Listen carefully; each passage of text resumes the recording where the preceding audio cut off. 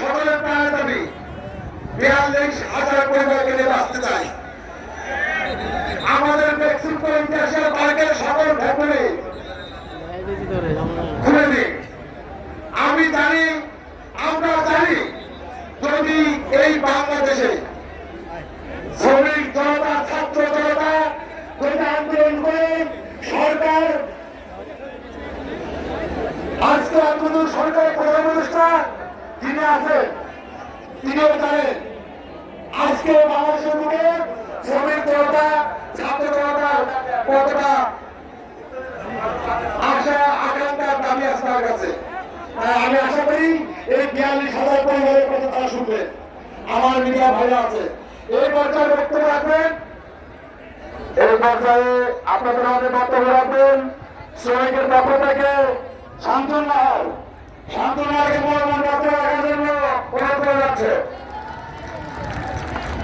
আসসালামু আলাইকুম।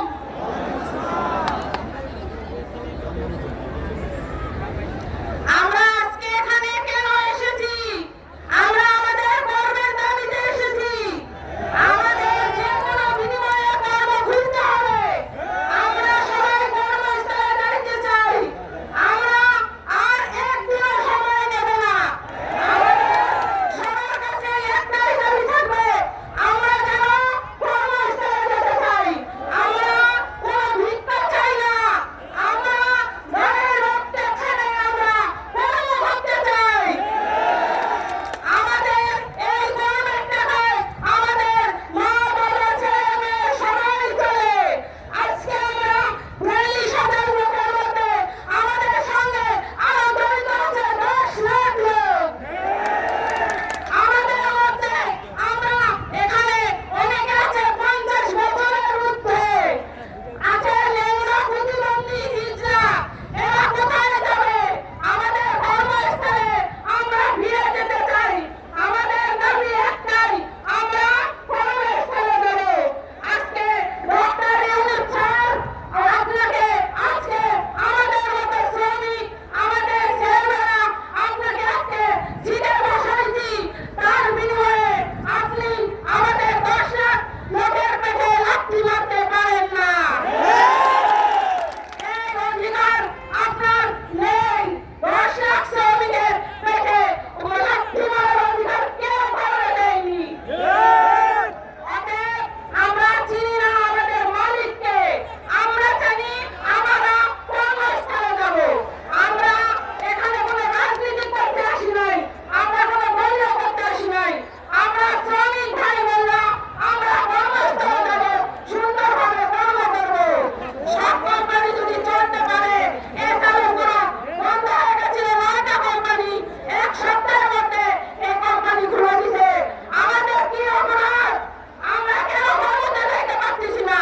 আমরা কেন রাস্তায় দাঁড়াইছি? আজকে আমরা দাঁড়ে দাঁড়ে কেন যাচ্ছি? মেক্সিকোর লোকের চাকরি কোথায় হচ্ছে না কেন? আমাদের অপরাধ কি? আমাদের অপরাধ আমরা কি মেক্সিকোতে চাকরি করিয়ে খাই? না, আমাদের অনেক সুন্দর একটা কর্ম প্রতিষ্ঠান। আমরা চাই, আমরা আগে মালিককে দেখি নাই। আমরা কি কেউ কোনোদিন মালিককে দেখেছি? দেখি নাই। আমরা মালিক চিনি না। আমরা চাই আমাদেরকে কর্মস্থলে দিবে। আমাদের বেতন 15 তারিখ 20 তারিখ পর্যন্ত আমাদেরকে দিবে, একটা সময় দিবে। তবু আমরা কর্মস্থলে যাব। আগামী কালকে থেকে আমরা কর্মস্থলে যেতে চাই এবং যাব। আমাদের পাশে আপনারা সবাই থাকবেন। আচ্ছা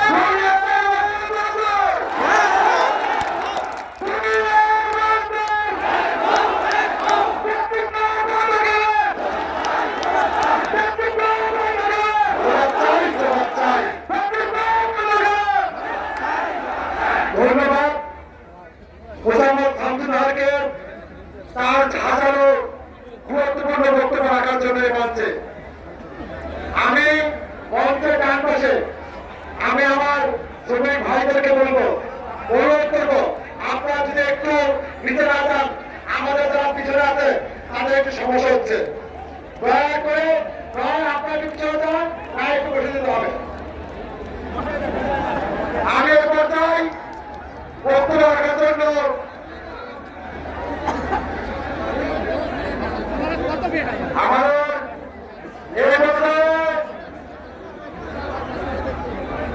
এই পর্যায়ে আপনাদের মাঝে শ্রমিকদের পক্ষ থেকে বক্তব্য রাখবেন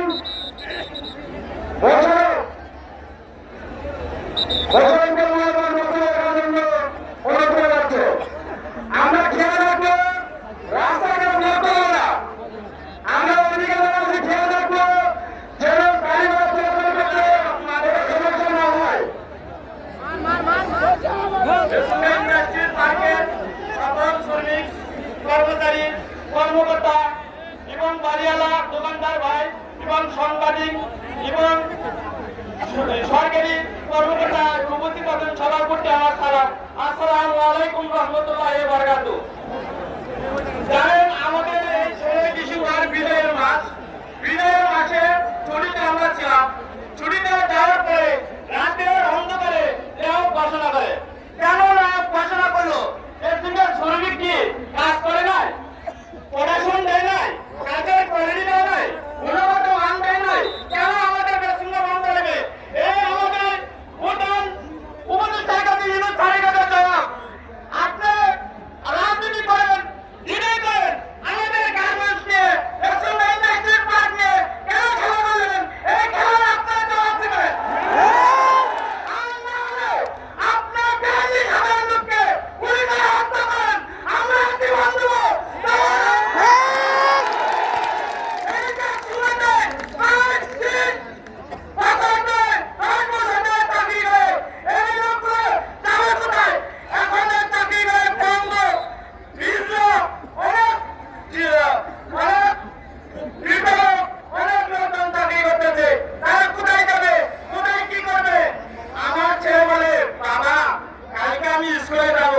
আপনি আমাকে 10 টাকা দেন না।